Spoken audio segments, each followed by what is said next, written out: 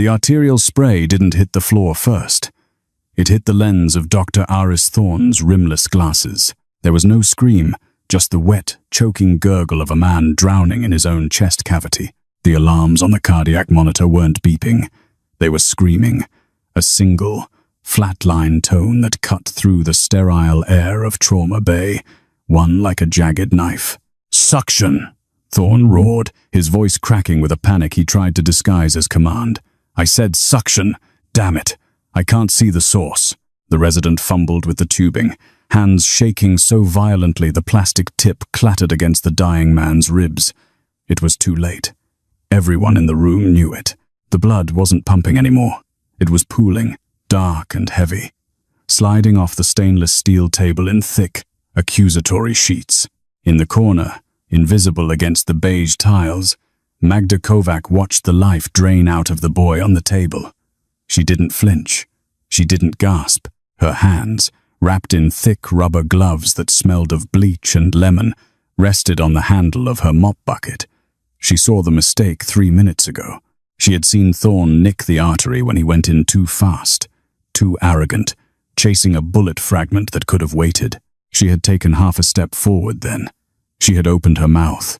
But the glare from the head nurse, a sharp, back against the wall, Magda, had frozen her. Now, the boy was dead. Thorne ripped his gloves off, throwing them onto the bloody floor, right where Magda would have to clean. He didn't look at the face of the patient. He looked at his reflection in the glass of the supply cabinet, checking his hairline. "Time of death, 2:44 a.m., Thorne muttered, adjusting his collar. "Prep the room. I want this mess gone in 10 minutes. The board is touring at 7. He stepped over the blood without looking down. As he passed Magda, he didn't see a woman. He saw a fixture, a piece of old furniture that creaked when it moved.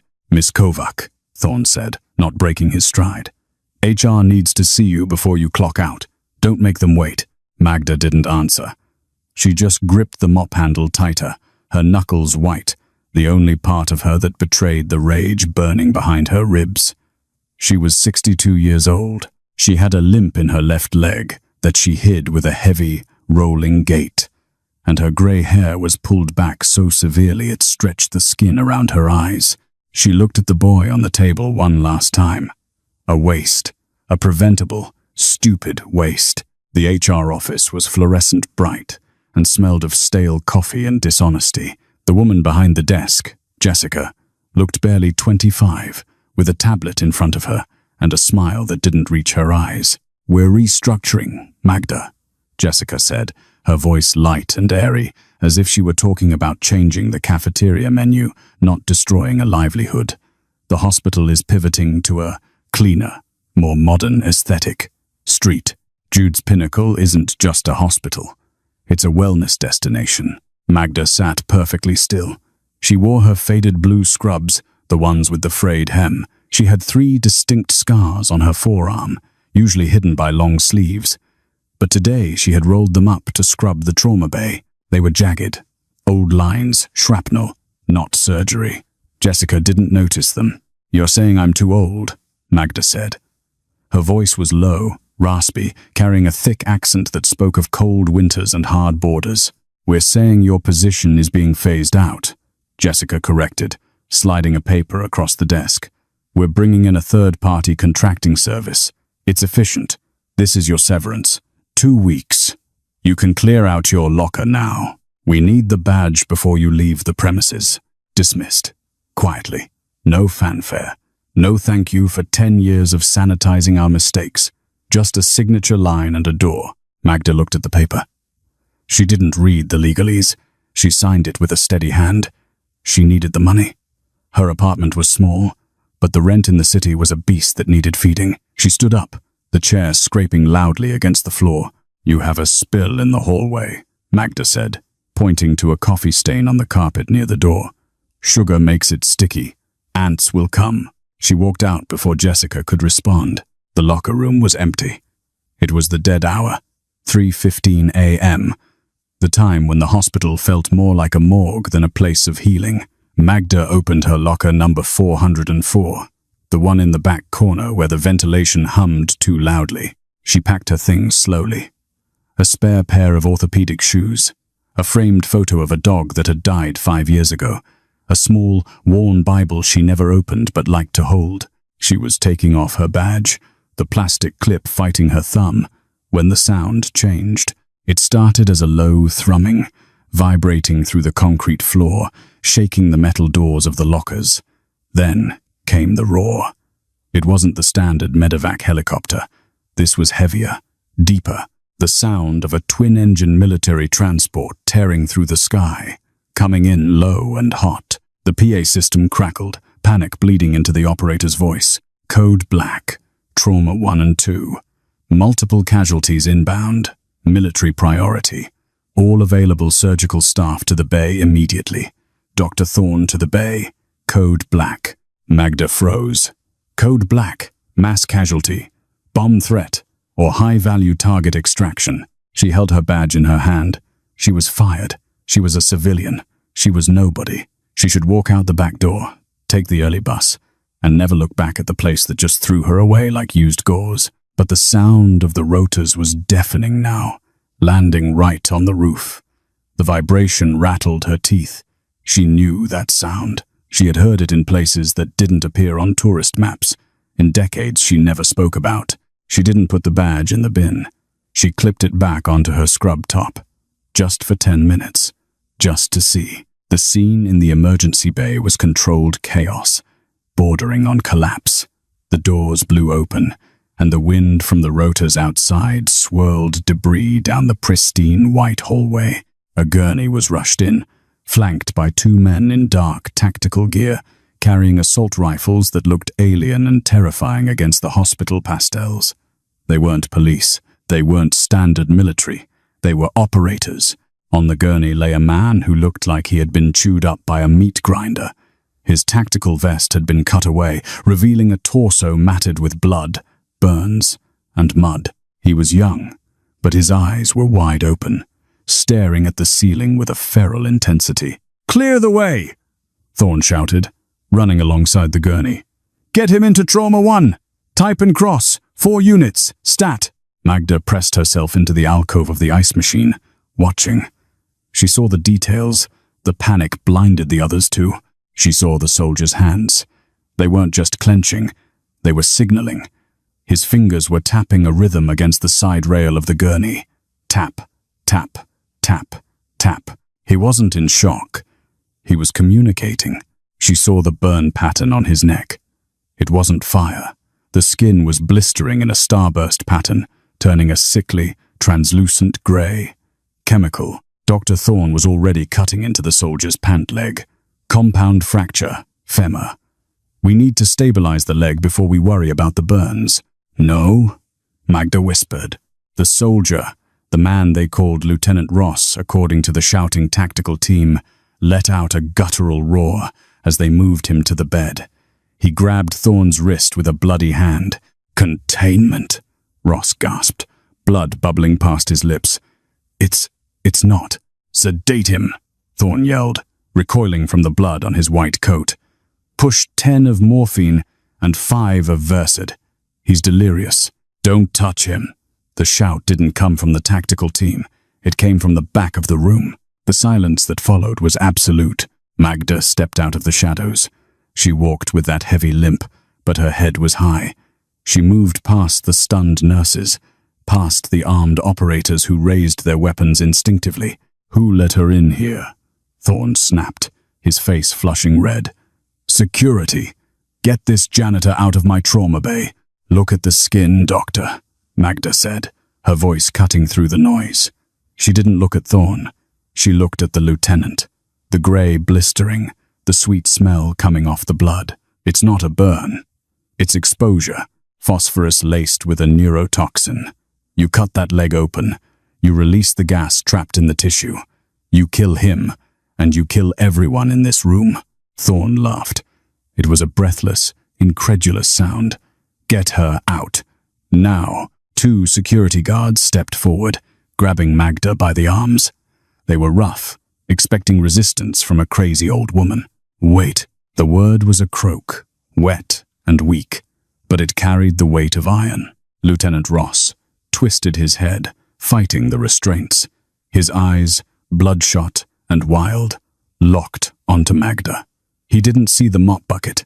He didn't see the grey hair or the arthritic posture. He saw the way she stood. He saw the scars on her forearm that she had forgotten to roll down.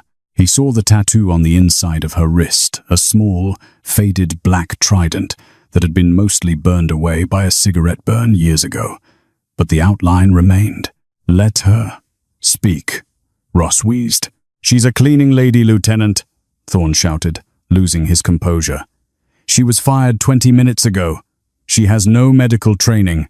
Magda shook off the guard's hand with a sudden, violent jerk of her shoulder that shocked the man into releasing her.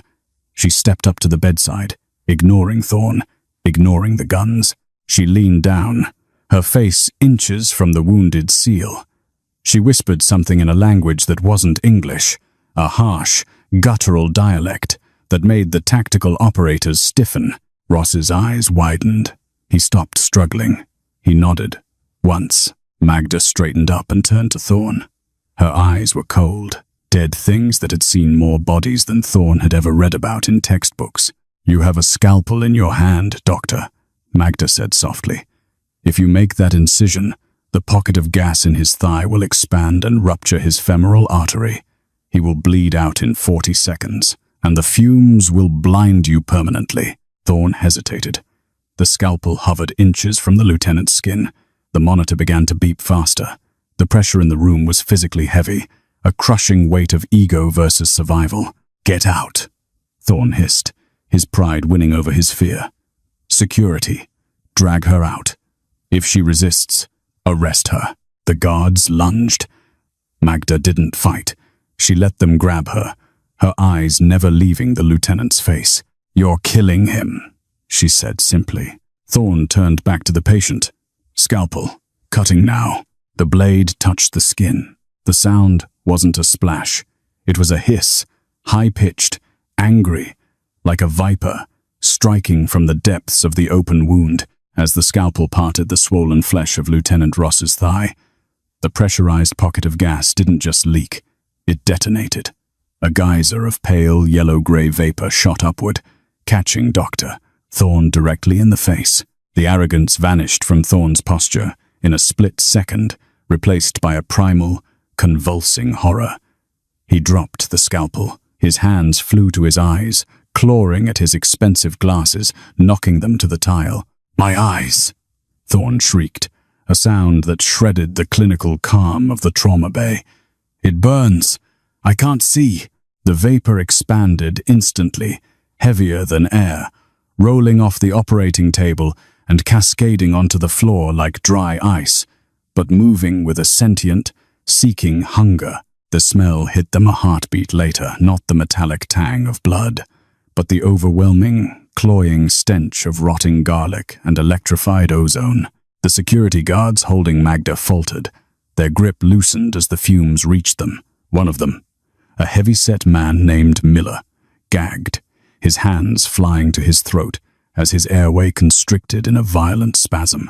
He stumbled back, crashing into a cart of sterile instruments, sending steel trays clattering like thunder across the room. Magda didn't gag. She didn't cough. She held her breath, a reflex honed in tunnels beneath burning cities 30 years ago. She didn't run for the door. She ran for the fire. While the nurses scrambled backward, covering their mouths and screaming, Magda dove. She ignored the pain in her bad leg, dropping to her knees beside the discarded crash cart. Her hands, rough and red from years of bleach, moved with a terrifying, fluid precision. She wasn't fumbling. She was selecting. She grabbed a bottle of sterile saline, a tub of petroleum jelly, and a thick stack of abdominal pads. "Ventilation!" Magda roared. Her voice was no longer the rasp of a smoker or the whisper of a subordinate. It was a thunderclap. "Kill the HVAC! Now! If this gets into the hospital vents, everyone on this floor dies." The head nurse, Corinne, was pressed against the back wall, tears streaming down her face from the chemical irritation. She stared at Magda, paralyzed. "Do it!" Magda screamed, hurling a plastic basin at the wall panel near the door to snap Corinne out of her trance. Corinne slammed her hand onto the emergency isolation button. The blast doors hissed shut, locking them all inside. The hum of the air conditioning died. Silence returned, broken only by Thorne's retching sobs on the floor and the wet, labored breathing of Lieutenant Ross. The room was a sealed tomb now. The gas hung in the air, a lethal fog hovering at waist height. Magda stood up. She ripped the lid off the petroleum jelly and scooped a massive handful, slathering it onto the abdominal pads. She moved to the table, stepping over Thorne's writhing body without a glance. He was a casualty of his own ego. He could wait. The tactical operators, the two men who had brought Ross in, were backing away, their weapons raised but useless. You can't shoot a chemical reaction. They looked at each other, panic flaring behind their ballistic glasses. "Back off!" One of them yelled at Magda, his voice distorted by his rising fear. "Get away from him!" Magda didn't stop. She locked eyes with the operator. Her eyes were a strange, pale amber, usually dull, but now they burned with a cold, predatory light. "Unless you have a level 4 hazmat seal in your pocket, soldier, step aside," she commanded. "The phosphorus is reacting with the oxygen. It's cooking his femoral artery. He has 30 seconds before he bleeds out." The operator hesitated. In that second of hesitation, Magda took the ground. She reached the wound. The flesh was smoking, the grey blisters popping audibly. Magda didn't flinch at the heat. She slapped the Vaseline-soaked pads directly over the incision, pressing down with her entire body weight. "Celine!" she barked, extending her other hand without looking up. Nobody moved. "Give me the damn bottle." A hand thrust the bottle into hers. It was the wounded man, Lieutenant Ross. He was conscious. His teeth gritted so hard a vein bulged in his neck, fighting the urge to scream. He had grabbed the bottle from the tray himself. Magda took it, uncapped it with her teeth, and flooded the dressing, soaking the layers to create an airtight, liquid seal. The hissing sound choked off. The smoke stopped rising. She leaned in close, her ear to his chest, listening to the rhythm of a heart that was running on fumes. Thorne nicked the vessel. Magda whispered to Ross, her hands slick with the mixture of jelly and blood. "I have the leak contained, but I can't suture it. The tissue is too friable. It's liquefying." Ross looked at her. His vision was blurring, pupils blown wide, but he saw her. He saw the way she checked her watch, not on her wrist, but the old military diver's watch pinned to the inside of her scrub pocket, visible now as she leaned forward. "Code. Blue. Star," Ross wheezed, the words bubbling up through pink froth. The other operators froze. That wasn't a medical term. That was a clearance code. Top secret. Non-existent on any hospital register. The lead operator, a towering man with a scar running through his eyebrow, lowered his rifle. He stepped closer, ignoring the burning sensation in his own lungs. "What did he say?" the operator demanded, staring at the cleaning lady who was currently holding his team leader's life in her chemical-burned hands. Magda didn't look at him. She was focused on the pressure. Her arms were trembling, not from fear, but from the immense physical effort of holding the artery shut against the blood pressure. "He said you're out of your depth," Magda gritted out. "This isn't just phosphorus. It's a binary agent. Look at the blood on the floor." The operator looked down. The blood pooling around Dr. Thorne's twitching legs wasn't red. It was turning a deep, oily purple. "Neurotoxin," the operator whispered. "It binds to oxygen," Magda explained, her voice tight. Thorne released it. "It's in the room. We are all breathing it, but the concentration is heaviest near the floor." She looked at Thorne. The doctor had stopped screaming. He was gasping silently, clutching his throat, his face turning a cyanotic blue. "Get him up," Magda ordered the operators. "Get everyone off the floor. Stand on chairs, on the counters. The gas is heavy. It sinks. If you stay on the floor, your lungs will paralyze in 3 minutes." The room erupted into a different kind of chaos, organized survival. The nurses scrambled onto the stainless steel countertops. The resident dragged the semi-conscious Thorne onto a gurney. Magda stayed where she was. standing, keeping pressure. She was in the kill zone, the gas swirling around her waist, soaking into her scrubs. She could feel the tingle on her skin, the prickly heat of the toxin searching for a pore to enter. "You need a mask," the lead operator said, reaching for a respirator on his belt. "Keep it," Magda said. "You'll need it to breach the door when the lockdown fails. This room is negative pressure, but the seal on that vent is loose. I heard it rattling for 6 months. I told maintenance. They didn't listen." She looked up at the vent in the corner. A wisp of grey smoke was curling into it.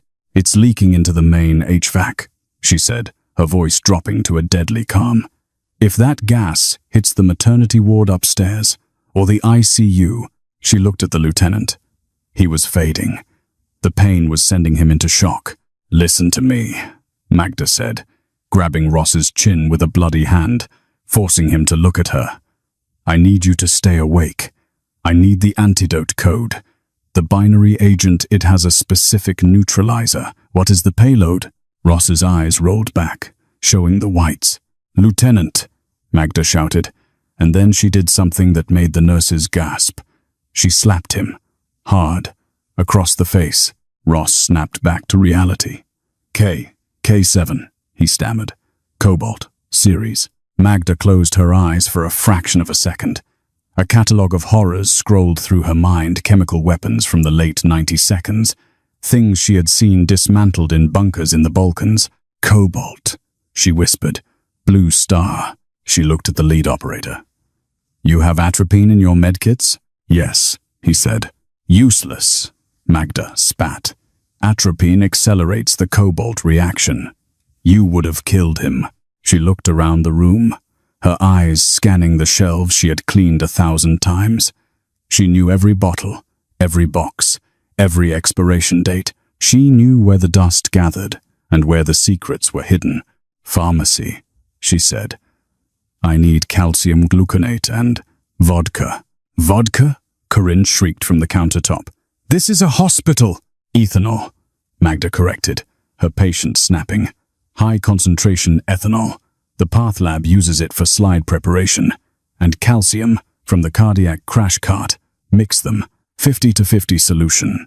Inject it directly into the wound bed."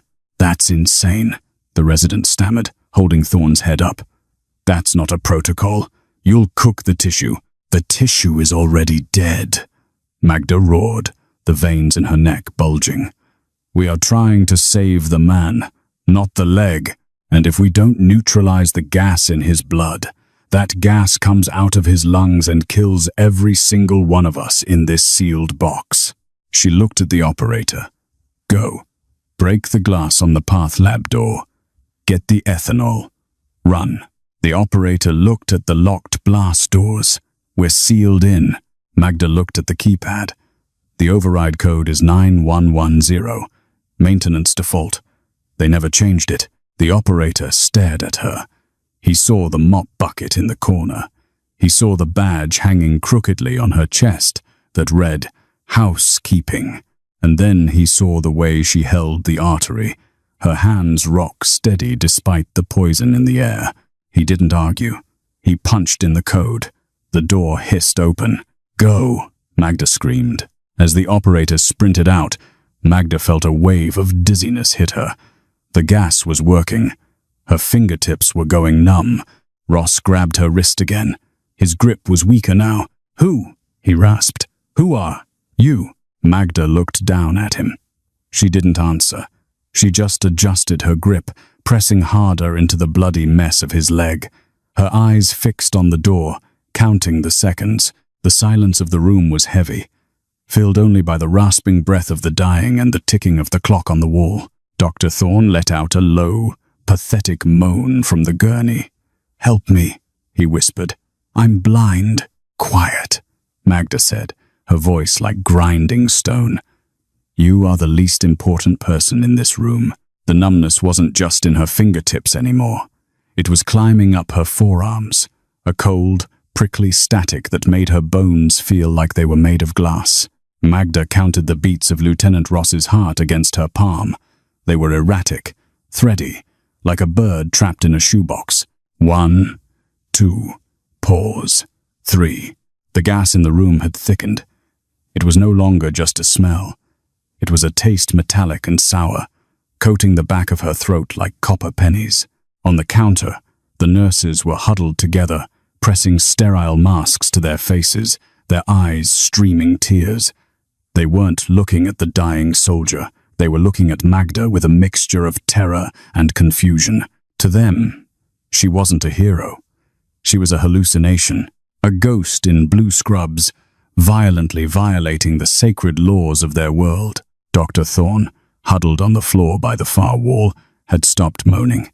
He was scratching at his neck, his fingernails leaving red streaks on his pale skin.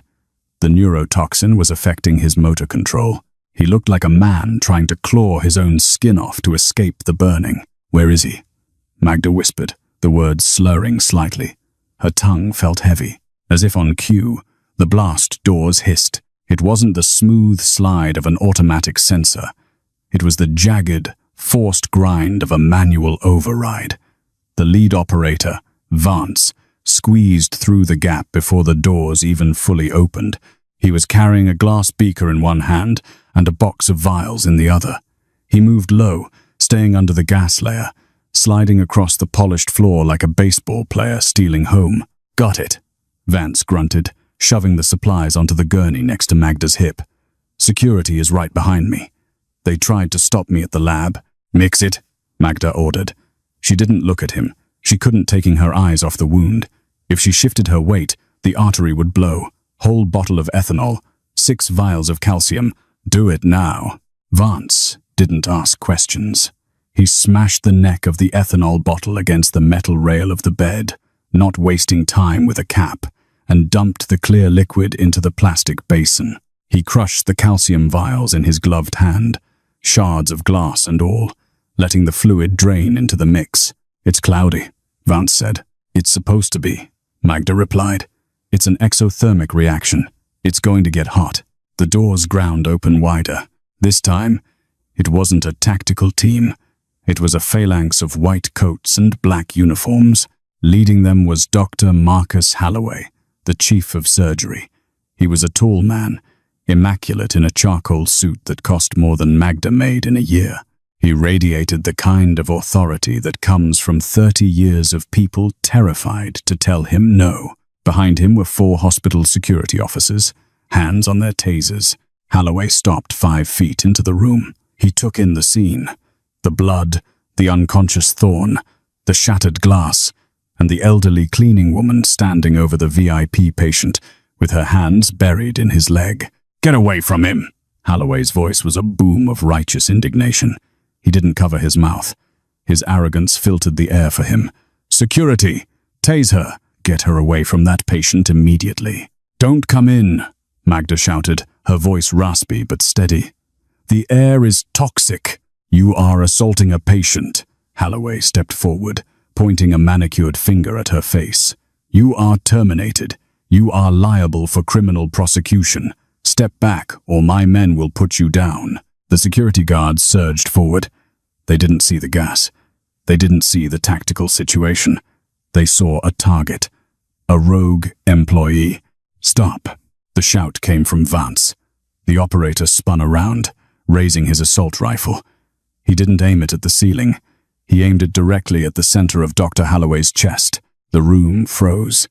The silence was absolute, shattered only by the hum of the ventilation trying to fail.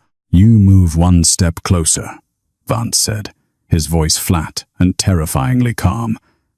"And I will drop you where you stand." Halloway went pale. He looked at the gun, then at the soldier holding it. "Have you lost your mind? She's a janitor! She's killing him!" "She's the only reason he's still breathing," Vance spat. "And she's the only reason you aren't choking on your own tongue right now." "This is insanity," Halloway stammered, looking at the nurses on the counter. "Corinne, tell me what's happening." Corinne lowered her mask, her face splotchy and red. She knew the code, Doctor. She knew the chemical. Magda didn't look up at the drama. She was watching the wound. The bubbling was starting again. The pressure under her hand was increasing. The gas pocket was fighting back. "Vance," Magda said. The solution, now. But the Chief Vance started, eyes still on Holloway. Ignore the suit, Magda barked, a command voice that made the glass cabinets rattle. Pour it. Holloway lunged forward, his ego overriding his survival instinct. I will not allow this malpractice. Officer, take the shot. The security guard raised his taser. The red laser dot danced across Magda's chest. It was the choice every system eventually forces. Obey the protocol, or save the life. Magda didn't flinch. She didn't cower. She looked directly at the guard. If you tase me, she said, her voice dropping to a low, lethal register. My muscles will spasm. My hand will release the artery. He will die in 3 seconds, and the gas that comes out will kill your boss first. The guard hesitated. The dot wavered. Do it, Holloway screamed. Pour it. Magda roared at Vance. Vance turned his back on the gunman. He trusted the threat. He trusted the logic. He tipped the basin. The mixture of high-grade ethanol and calcium gluconate hit the open wound like a bucket of water thrown into a deep fryer. Hiss. The sound was deafening. A plume of white smoke, clean, thick white smoke erupted from the leg, displacing the gray, oily fog. The chemical reaction was violent and immediate. The mixture boiled in the wound, neutralizing the phosphorus, binding the neurotoxin into a harmless, chalky precipitate. Lieutenant Ross arched his back off the mattress. A silent scream etched on his face as the heat cauterized the nerve endings. Magda didn't let go. She pressed harder, grinding the abdominal pads into the fizzing slurry, forcing the neutralizer deep into the tissue. The heat burned her gloves. She could feel the latex melting, adhering to her skin. She didn't pull back. Hold him down, she yelled. Vance dropped the basin and threw his weight onto Ross's chest. The reaction lasted 10 seconds. It felt like 10 years. Then, the hissing stopped. The grey fog in the room began to dissipate, replaced by the sharp, stinging smell of alcohol and burnt calcium. Magda slumped. The adrenaline crash hit her like a physical blow. Her knees buckled. She kept her hands on the leg, but her head dropped, her forehead resting against the metal rail of the gurney. Check the monitor, she whispered. Vance looked up. Beep, beep, beep, beep. Rhythmic. Stronger. The flatline threat was gone. The oxygen saturation was climbing. 88%. 90%. 92%. He's stable, Vance said, disbelief coloring his tone. Jesus. He's stable. Magda took a breath. It hurt. Her lungs felt like they had been scrubbed with steel wool. She slowly peeled her hands away from the wound. Her gloves were ruined, melted into a grotesque second skin, black and grey. She turned to face Dr. Holloway. The chief of surgery was standing there, mouth slightly open, the smell of the neutralized toxin hanging in the air around him. The security guard had lowered the taser. There was no applause. There was no good job. There was only the crushing, heavy silence of authority that had been humiliated. Holloway adjusted his tie. He looked at the unconscious Thorne on the floor, then at the stabilized lieutenant, and finally at the old woman, leaning against the blood-soaked gurney. He didn't see a savior. He saw a liability. He saw a lawsuit. He saw a breach of protocol so massive it could end his career. Arrest her, Holloway said. Vance stepped forward, his hand going to his sidearm. You can't be serious. She practiced medicine without a license, Holloway said, his voice regaining its icy composure. She endangered hospital staff. She assaulted a federal officer. I want her in cuffs. Now. She saved his life, Vance shouted. She broke the law, Holloway countered. And she trespassed in a restricted surgical theater after being terminated. Officer, secure the suspect. 2 guards moved in. This time, they didn't hesitate. They grabbed Magda's arms, wrenching them behind her back. The pain in her shoulders was sharp, but she didn't fight. She was too tired. Magda looked at Vance. The operator looked ready to kill them all. Stand down, soldier, Magda said softly. The mission is done. He lives.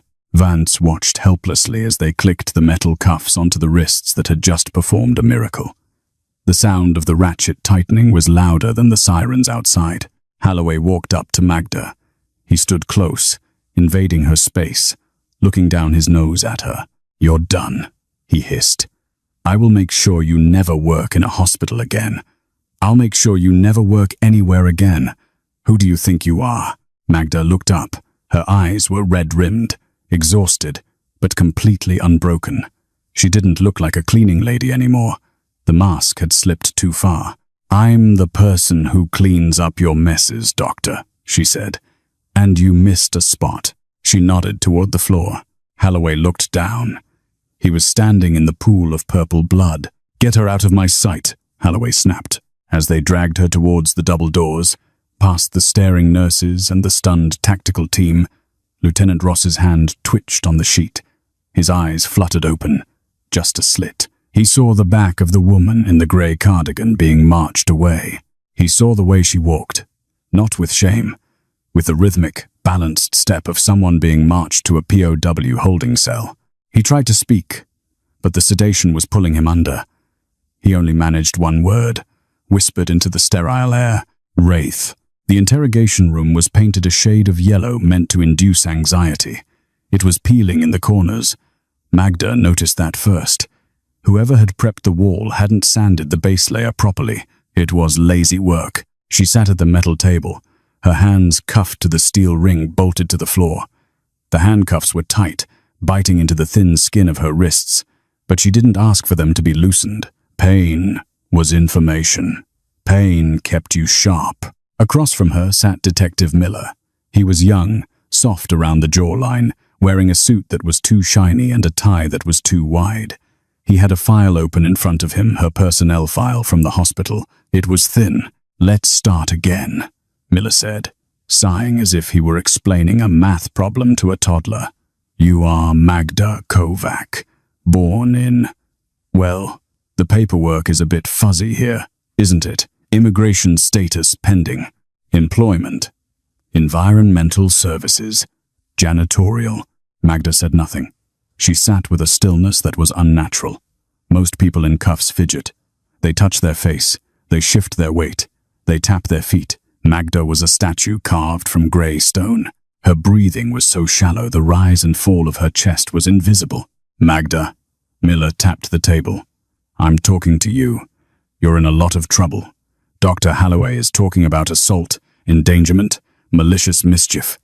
He says you snapped. Says you started mixing random chemicals like some kind of witch doctor." Magda finally moved her eyes.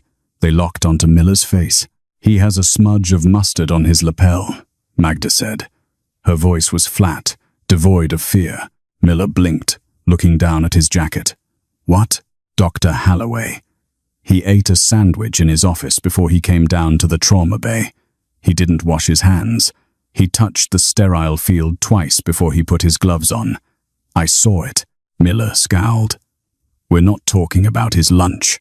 We're talking about you pumping vodka into a United States Navy SEAL." "Ethanol," Magda corrected gently. "And if I hadn't, you wouldn't be interviewing a suspect. You'd be bagging bodies in the morgue, including your own, if you had responded to the call." Miller laughed. It was a dismissive, ugly sound. "Right. The cleaning lady saves the day with a magic potion. Look, Magda, I think you're confused. Maybe early onset dementia? We have a social worker coming. But until then, I need to know why you attacked hospital security." "I didn't attack them," Magda said. "I bypassed them." She closed her eyes. The room was cold, but it wasn't cold enough. It wasn't the shipping container in Belarus, winter of '94. That had been cold. That had been 3 weeks of darkness and ice water, waiting for a handler who never showed up. She had broken her own thumb to slip the cuffs that time. She tested the tension on her wrists now. These were standard police issue. Grade 2 steel, vulnerable to a torque shim. If she had a bobby pin, she had one in her hair. She could be out of this room in 40 seconds. She could disable Miller in 3, walk out the back fire exit, disappear into the subway system. But she couldn't leave Ross. Not until she knew the Blue Star Protocol was secure. If the syndicate knew he was alive, if they knew the payload had failed, the hospital wasn't safe. 3 miles away, inside the secure debriefing room at the naval base, Vance was watching a video monitor. The footage was grainy, black and white security tape from Trauma Bay 1. He had watched it 12 times. "Pause it," Vance said. The technician hit a key. The image froze. It was the moment the gas exploded. Everyone in the frame was flinching, recoiling in chaotic, instinctive panic. Thorne was clawing at his face. The nurses were diving. Everyone except the woman. "Look at her feet," Vance murmured. The technician zoomed in. Magda wasn't flinching. She had dropped into a combat crouch, feet wide, center of gravity low, knees bent. It wasn't the stance of a frightened old woman. It was a horse stance, a foundational posture of close-quarters combat. Stable, ready to spring. "Play it at quarter speed," Vance ordered. The video crawled forward. He watched Magda move to the crash cart. She didn't look at her hands. She grabbed items by spatial memory, her eyes scanning the room for threats. She moved efficiently. No wasted energy. Every step had a purpose. "That's not a janitor," Vance said, a chill running down his spine. "That's an operator." He pulled out his phone. He had taken a picture of her fingerprints from the glass beaker before the police bagged it. It was a violation of chain of custody, a court-martial offense, and he didn't give a damn. He dialed a number that didn't have a caller ID. "Relay Station 4, a voice answered. "Computerized. Dead. Authentication. Oscar Tango Zulu Niner," Vance said. "Priority request. Run a print set. Deep scrub. NATO archives. Warsaw Pact archives. The ghost list. Upload data." Vance hit send. He waited. The silence in the room was heavy. He looked back at the screen, at the frozen image of the woman holding his lieutenant's life in her hands. He saw the scars on her forearm again. The pixelated resolution made them look like old rope burns. But Vance knew what shrapnel looked like, and he knew what interrogation marks looked like. The phone buzzed. A single text message. No name, no file, just a code. File sealed. Level Ultra. Do not detain. Alert contact. Langley. Vance dropped the phone. "Get the car," he yelled at the technician, grabbing his gear. "Get the goddamn car. We have to get to the precinct before the cops try to book her." "Why?" the tech asked, scrambling up. "Because," Vance said, his face pale, "if they try to fingerprint her into the national database, it triggers a kill flag. The people who erased her will come to finish the job." Back in the interrogation room, the atmosphere had shifted. Miller was frustrated. He had been grilling her for 20 minutes and had gotten nothing but silence and corrections on chemical compounds. "You know what?" Miller stood up, loosening his tie. "I'm done playing nice. We're going to process you. Fingerprints, mugshot, holding cell with the drunks and the hookers. Maybe that will jog your memory about where you really came from." He walked around the table and grabbed Magda's arm to hoist her up. It was a mistake. The moment his hand clamped onto her bicep, a reflex buried for 15 years fired. Magda didn't think. She didn't decide. Her body simply acted. She stood up, following the momentum of his pull, then rotated her wrist inside the cuff. She used her hip as a fulcrum, slamming it into Miller's thigh. As he buckled, she brought her cuffed hands up, not to strike, but to trap. The steel chain caught Miller's tie. In one smooth motion, she spun him, pinning him against the table. The chain pressed against his windpipe. It happened so fast, the camera in the corner barely registered the blur. Miller gagged, his eyes bulging, hands clawing at the chain. Magda leaned close to his ear. Her voice was a whisper, but it carried the weight of a graveyard.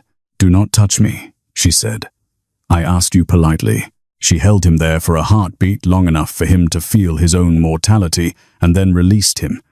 She sat back down in her chair and placed her hands back on the table, exactly as they were.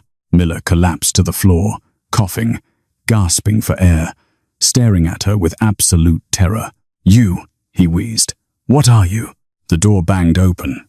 It wasn't another cop. It was Holloway, flanked by the precinct captain. "There she is," Holloway pointed, his face flushed with triumph. "I want her charged with attempted murder. She just attacked a police officer. I saw it on the monitor." Magda looked at Holloway. She didn't see a doctor. She saw a bureaucrat who had mistaken a title for power. "Captain," Magda said calmly, ignoring Holloway, "check your computer. You have a red flashing light on your dispatch screen." The captain frowned. "How do you know that?" "Because," Magda said, "Detective Miller just tried to enter my name into the live system, and when you type Magda Kovac into the federal database, it doesn't return a record. It triggers a silent alarm at the Department of Defense." The captain looked at Miller.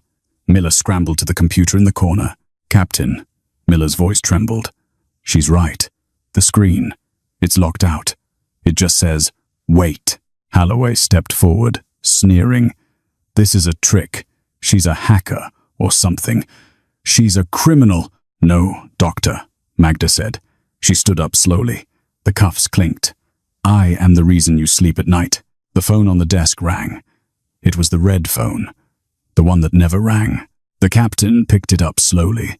He listened for 10 seconds. His face went grey. He hung up the phone with a trembling hand. He looked at Holloway. "Get out." "Excuse me?" Holloway sputtered. "I said get out," the captain roared. "Get out of my precinct. Now." He turned to Magda. His posture changed. The arrogance vanished, replaced by a terrified respect. He reached for his keys. "Ma'am," the captain whispered, hands shaking as he unlocked the cuffs. I didn't know. We didn't know." Magda rubbed her wrists. The red marks were deep. She looked at the bruises. "The lieutenant," she said. "Is he safe?" "We don't know," the captain said, "but there's a black helicopter landing in the street outside. I think they're here for you." Magda walked to the one-way mirror. She adjusted her cardigan, smoothing the wrinkles. She looked like a grandmother again, but the reflection stared back with eyes that were ancient and cold. "They aren't here for me," she said softly. "They're here to make sure I stay dead." She turned to the door. "If anyone asks," Magda said to the room, "I was just the cleaning lady." The helicopter didn't land. It hovered, the downdraft screaming against the precinct windows, shaking the dust from the blinds. The front doors of the station blew open. 3 men in dark suits walked in. They didn't look like cops. They moved with the synchronized, liquid lethality of wolves entering a sheep pen. They bypassed the front desk sergeant without a word, heading straight for the interrogation corridor. Inside the room, the captain looked at Magda. He was a good cop, a 20-year veteran who knew the difference between the law and the truth. He looked at the red phone, then at the men approaching on the security monitor. "They aren't taking you to jail, are they?" the captain whispered. "No," Magda said, standing up.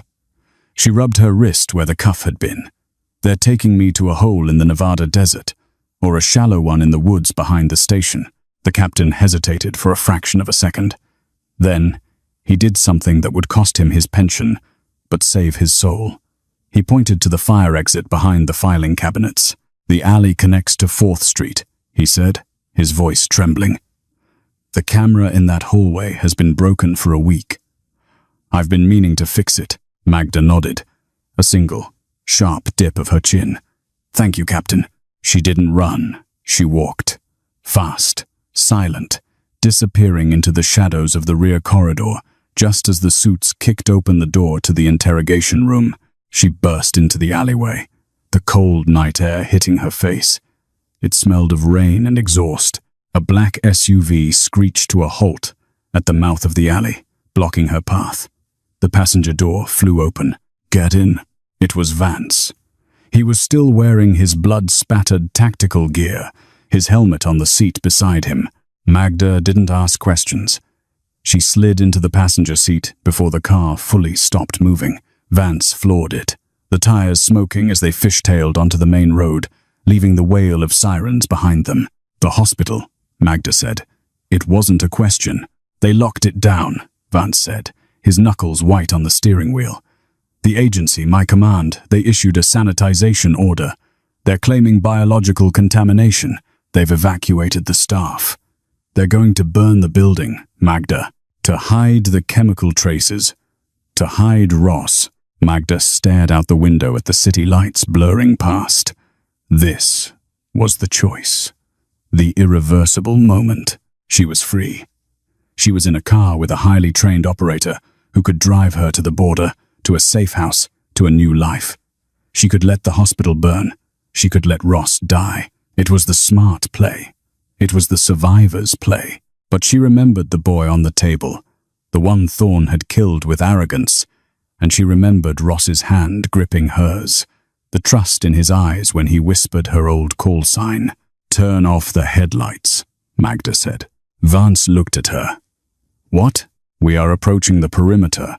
If they see us, they will fire. Turn off the lights. Drive through the loading dock gate. I have the key." Vance killed the lights. The SUV became a shadow hurtling through the dark. The hospital was a ghost ship.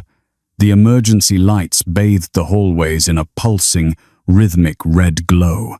The silence was heavy, broken only by the distant hum of the backup generators. Magda and Vance moved through the service corridors. Magda led the way. She knew these halls better than the architects. She knew which floorboards creaked, which doors didn't latch, which air ducts carried sound. They reached the ICU floor. It was empty. The nurse's station was abandoned, charts left open, coffee cups still steaming. The evacuation had been forced and fast. "There," Vance whispered, raising his weapon. At the end of the hall, outside Trauma Room 1, stood two men. They weren't hospital security. They were cleaners agency assets geared for wet work, silenced submachine guns, night vision, no badges. And standing between them, shouting, was Dr. Holloway. "You cannot go in there," Holloway was screaming, his voice echoing in the empty corridor. "I don't care who you are. I am the chief of surgery. That is my patient. I have not authorized a transfer." The cleaners ignored him. One of them raised a weapon, aiming not at Holloway, but at the glass doors behind him. At Ross. Magda stopped. She looked at Vance. "Give me your sidearm," she said. Vance hesitated. "Magda, these are Tier 1 assets. I'm a 62-year-old woman with bad knees," she finished for him. "Give me the gun." Vance handed her the Glock 19. Magda checked the chamber. She weighed the weapon in her hand. It had been 15 years since she held one. It felt like holding the hand of an old, toxic lover. Familiar, dangerous. She stepped out of the shadows. She didn't sneak. She walked right down the center of the hallway, her footsteps heavy and deliberate. Click, click, click. The cleaners spun around. Holloway froze, his mouth falling open as he saw the cleaning lady marching toward them with a pistol in her hand. "Step away from the door," Magda said. Her voice was calm, conversational. "Drop the weapon," the lead cleaner hissed, raising his rifle. "You are operating under a scrub order for Project Blue Star," Magda said, reciting the classified header code. "Your authorization is invalid. The asset is under my protection." The cleaner paused. The code confused him. "Who are you?" Magda stopped 10 feet away. She stood under the flickering red emergency light. Slowly, deliberately, she reached up with her free hand. She unclipped the plastic badge that said, "Housekeeping." She looked at it for a second, the photo of the tired old woman, the title that made her invisible. She dropped the badge on the floor. Then she reached up and pulled the pins from her hair. Her gray hair fell loose, framing a face that was no longer soft. The lines around her mouth didn't look like wrinkles anymore. They looked like scars. "I am the one you were sent to erase," she said. The cleaner tightened his finger on the trigger. Target acquired. He never fired. Magda moved. It wasn't the movement of a janitor. It was a blur of violence. She dropped to one knee, firing 2 shots in rapid succession. Pop, pop. The lead cleaner collapsed, clutching his knee and his shoulder non-lethal, incapacitating. The second cleaner swung his rifle. Vance opened fire from the cover of the alcove, suppressing him, forcing him to duck. Magda didn't retreat. She advanced. She sprinted the 10 feet, ignoring the pain in her leg, and slammed into the second cleaner. She didn't use the gun. She used her elbow, driving it into his temple with a sickening crack. He crumpled. Silence returned to the hallway. Magda stood over them, breathing hard. She looked at the gun in her hand, then tucked it into the waistband of her scrub pants. Dr. Holloway was pressed against the wall, sliding down slowly until he hit the floor. He was shaking. He looked at the unconscious hitmen, then up at Magda. "You," Holloway stammered. You shot him." Magda turned to the doctor. She adjusted her cardigan. "I neutralized a threat to your patient, doctor," she said. "I believe that's called preventative medicine." She turned to the glass doors of the trauma room. She placed her hand on the handle. This was it. If she opened this door, if she saved Ross, she was resurrecting the Wraith. There was no going back to the mop bucket. No going back to the quiet apartment with the dead dog's photo. She pushed the door open. Lieutenant Ross was awake. He was pale, hooked to a dozen machines, but his eyes were open. He saw her. He saw the gun in her waistband. He saw the hair down. "You stayed," Ross whispered. Magda walked to the bedside. She checked the monitors. "Stable. I had a shift to finish," she said. Suddenly, the building shook. A deep, rumbling explosion from the basement. The lights flickered and died completely, plunging them into darkness. "They blew the generators," Vance yelled, running into the room. "They're torching the building. We have maybe 5 minutes before the fire suppression system fails and the oxygen lines blow." Magda looked at Ross. He couldn't walk. The gurney was too wide for the service elevator. She looked at Holloway, who was crawling into the room on his hands and knees, terrified of the dark. "Doctor," Magda said, her voice cutting through the panic. "Get up. We're going to die." Holloway whimpered. "Not today." Magda grabbed him by the lapels of his expensive suit and hauled him to his feet. "You wanted to be in charge? Fine. You are in charge of the airway. Vance, you take the feet. I take the lead." "We can't carry him out," Holloway cried. "His leg." "We aren't going out the front," Magda said. She looked at the window. Beyond the glass, the lights of the city twinkled, indifferent to the inferno starting below. She picked up a heavy oxygen tank from the corner. "We're going up," she said. "To the roof." She hurled the tank through the window. The glass shattered, raining down into the night. The wind howled into the room, feeding the fire that was rising to meet them. The stairwell was a chimney. Smoke didn't drift. It punched. It rose in thick, black columns, hot enough to singe hair and taste like burning tires.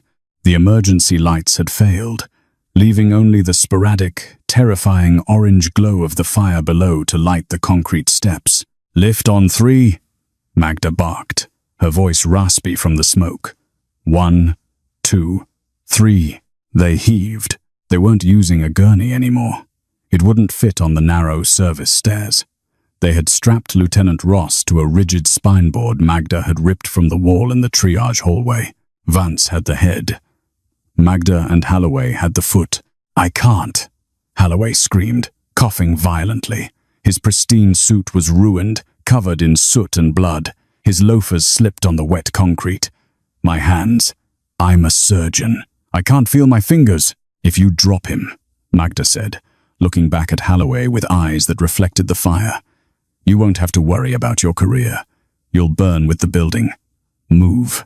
Holloway whimpered, but he lifted. They reached the 8th floor landing.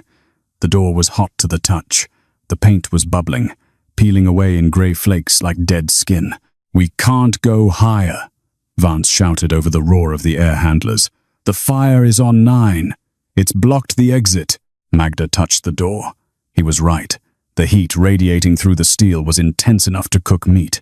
If they opened that door, the backdraft would incinerate them instantly. They were trapped.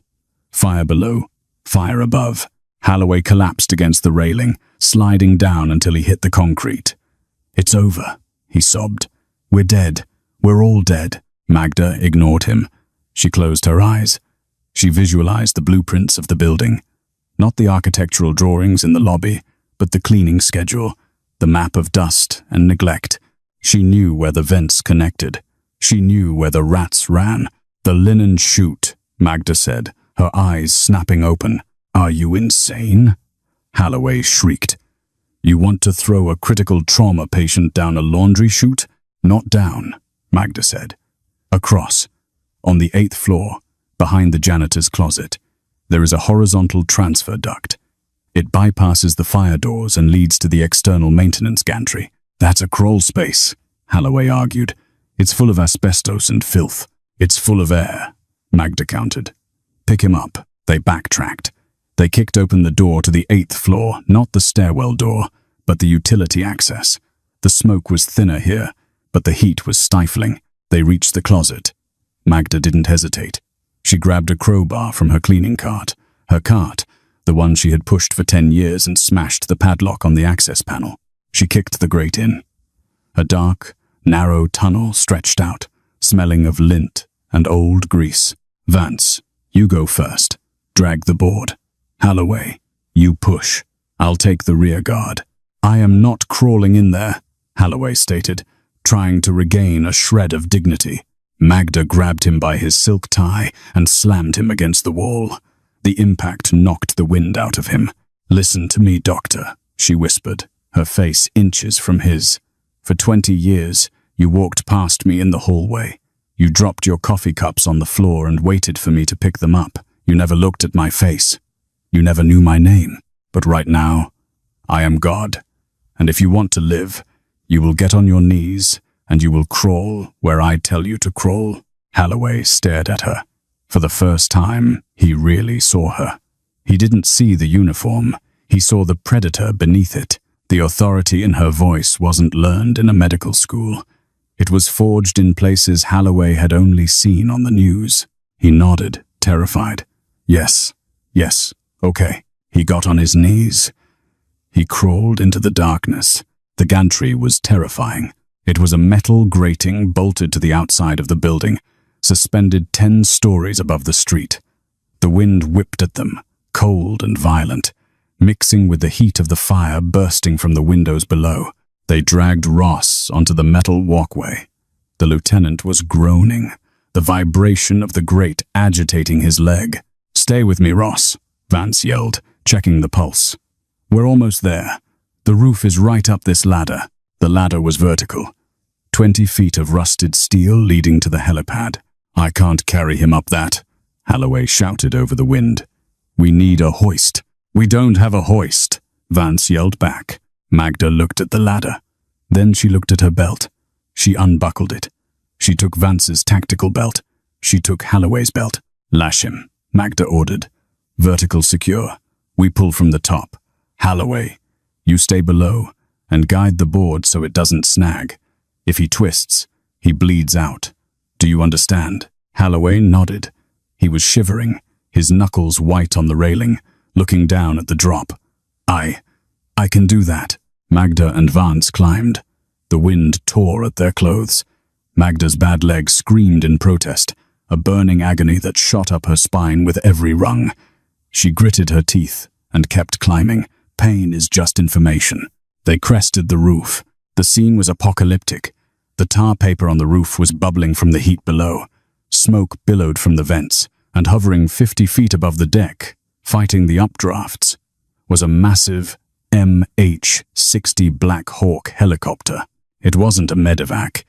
It was a ghostly matte black with no markings. Vance pulled a strobe light from his vest and cracked it. A blinding infrared pulse began to flash. The bird dropped. The downdraft hit them like a physical hammer, flattening the smoke. "Pull!" Magda roared. She and Vance hauled on the improvised rope of belts.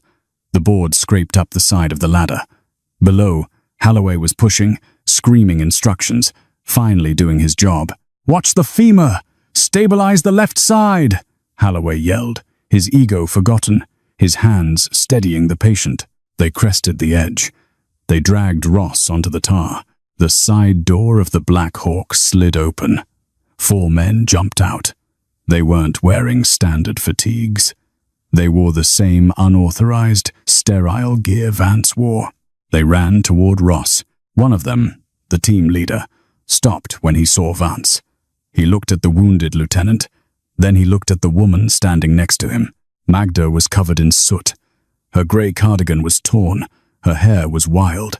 She was leaning on her bad leg, breathing hard. The team leader froze. He lowered his weapon. His eyes went wide behind his ballistic goggles. He didn't yell civilian on the deck. He didn't yell clear the area. He snapped to attention. In the middle of a burning roof, with a helicopter rotor screaming overhead, he snapped a crisp, rigid salute. "Commander Kovac," the soldier shouted. "We were told you were Kia in '99. Holloway, who had just climbed over the ledge, collapsed onto the roof, gasping for air. He looked up. He saw the soldiers' men who looked like they ate thunder for breakfast, standing motionless before the cleaning lady. Magda returned the salute. It was sharp, perfect, a muscle memory that hadn't faded in a decade of scrubbing floors. "At ease, Sergeant," Magda said. Her voice cut through the rotor wash. "Load the package. Use the calcium protocol for the leg. Do not deviate." "Yes, ma'am." The soldiers moved. They grabbed Ross with a reverence usually reserved for religious artifacts. Holloway stared. His brain couldn't process the image. "Commander," he whispered. You're a commander?" Magda turned to him. The wind whipped her hair across her face. "I was," she said. "Now I'm unemployed." "Ma'am, we have a seat for you," the sergeant yelled, gesturing to the chopper. "Command wants to debrief. We have orders to extract the Wraith." Magda looked at the open door of the helicopter. It was a ticket back to the life of relevance, back to the power, back to the gun and the mission. She looked at Vance. He nodded. "Come home, Magda." Then she looked at Holloway. The arrogant doctor was huddled on the roof, shivering, looking small and broken. He had no way down. The stairs were gone. The fire was eating the building. "Take him," Magda pointed to Holloway. "Negative." The sergeant shook his head. "Manifest is for key assets only. We don't have the weight allowance for civilians. We're heavy on fuel. He is the asset." Magda lied, her voice stone cold. "He is the only surgeon who knows the exact vascular damage of the lieutenant. If Ross bleeds in transit, this man is the only one who can save him. You take him." "But ma'am." "That is an order, Sergeant," Magda roared. The sergeant flinched. He looked at Holloway, then back at Magda. He didn't argue. You don't argue with a ghost. "Get him on board." Two soldiers grabbed Holloway and threw him into the helicopter like a sack of grain. Holloway scrambled to the door, looking back. "Magda, there's room. Come on." Magda took a step back. The heat from the roof was melting the soles of her orthopedic shoes. "There isn't room," she said softly. "Not for both of us." She looked at Ross one last time. He was conscious. He was watching her. He raised a weak hand. Magda touched her fingers to her forehead. A silent goodbye. "Go," she signaled the pilot. The Black Hawk lifted. The wash hit her, nearly knocking her over. She watched it bank away, turning toward the ocean, disappearing into the night. She was alone on the roof. The fire was breaking through the hatch now. The metal of the gantry was glowing red. Magda walked to the edge of the roof. She looked out over the city she had lived in for 10 years. The city that had ignored her. The city she had just saved. She reached into her pocket and pulled out a pack of cigarettes she had confiscated from a teenager in the waiting room 3 days ago. She lit one with a hand that was perfectly steady. She took a drag. "Well," she said to the empty air, "at least I don't have to clean this up." She looked at the fire escape on the far north side. The one that was condemned. The one that hung by rusted bolts over the alley. It was a 50-50 shot. Magda smiled. She liked those odds. She tossed the cigarette into the fire and ran. The iron grate of the fire escape screamed as it tore away from the brickwork. It didn't hold, but it slowed her down just enough. Magda hit the dumpster in the alley with a bone-jarring crash that knocked the wind from her lungs and sent a fresh spike of agony through her bad leg. She rolled, gasping, into the wet cardboard and refused, lying still as the debris from the roof began to rain down around her. Above, the night sky was lit by the orange glow of the burning hospital. Sirens wailed in a dissonant choir, closing in from every direction. She didn't stay to watch. She forced herself up, limping heavily into the shadows of the labyrinthine alleyways. She left the stolen gun in a drain. She left the charred remains of her grey cardigan on a fence. By the time the fire crews breached the loading dock, the cleaning lady was gone. She had dissolved into the city, just another invisible shape in the dark. 7 weeks later, the diner was located 3 states away, in a part of Philadelphia where the streetlights flickered and the potholes were deep enough to swallow a hubcap. It smelled of frying grease and old coffee. It was 3 a.m., the graveyard shift. Magda pushed the mop bucket across the checkerboard floor. The water was grey. Her back ached with a dull, familiar throb. She wasn't Magda Kovac anymore. Her name tag, pinned to a yellow uniform that was 2 sizes too big, read Elena. She worked the mop in rhythmic, hypnotic circles. Left, right, rinse, ring. The bell above the door chimed. Magda didn't look up. Kitchen's closed, she rasped. Coffee only. Coffee is fine. The voice made her pause. She knew the cadence. It lacked the imperious boom it used to have, but the underlying structure was the same. She looked up. Dr. Marcus Halloway stood in the doorway. He looked different. The $1,000 suit was gone, replaced by a simple raincoat and a pair of worn trousers. He had lost weight. There was a scar on his cheek, pink and new, and he leaned on a cane with his right hand. He didn't step on the wet floor. He stood on the dry mat, waiting. Magda leaned on her mop handle. She didn't smile. She didn't panic. She just watched him. "How did you find me?" she asked quietly. "I didn't," Halloway said. He walked slowly to the counter, favoring his leg. "A friend did. A lieutenant. He has resources." Magda nodded. "Ross. Of course. The wraith doesn't stay hidden from its own kind." "He kept his leg," Halloway said, sitting on a stool. "He's walking. Physical therapy is hell, but he's walking. He wanted you to know." "Good," Magda said. She dipped the mop back into the bucket. He was too stubborn to die. Halloway watched her. He looked around the dingy diner, at the cracked vinyl seats and the flickering neon sign. He looked at her rough, red hands. "You could have come with us," Halloway said softly.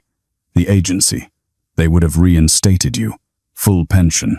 Honors. You didn't have to go back to this." Magda began to wring out the mop. The sound of the squeezer was loud in the empty room. "I didn't do it for a pension, doctor. And I didn't do it for honors." "Why did you do it?" Halloway asked. It wasn't an interrogation. It was a genuine plea for understanding. "Why save me? I treated you like—" He couldn't finish the sentence. The shame was too thick in his throat. Magda stopped. She looked him in the eye. Her gaze was clear, stripped of all pretense. "Because the job wasn't done," she said. "And because you needed to learn that the person holding the scalpel isn't the only one keeping the patient alive." Halloway looked down at his hands. "I lost my position. The board fired me after the investigation. Negligence, arrogance. They weren't wrong." "You're alive," Magda said firmly. "Start there." She pulled the bucket back, clearing the path to the door. It was a subtle gesture, a permission to leave. Halloway stood up. He reached into his pocket. "Ross wanted me to give you this. He said you'd know what it means." He placed a heavy metal object on the counter. It wasn't money. It was a challenge coin. Black, matte metal, heavy and cold. On one side was the Navy SEAL. On the other, a single blue star. Magda looked at it. It was a token of life debt. A pass that said, "You are never alone." "And," Halloway added, his voice trembling slightly, "he wanted me to say thank you, but—" He paused, looking at the woman with the mop. "I think I'm the one who needs to say it." He waited for a response. He wanted forgiveness, or acknowledgement, or a moment of connection. Magda gave him none of that. She didn't pick up the coin.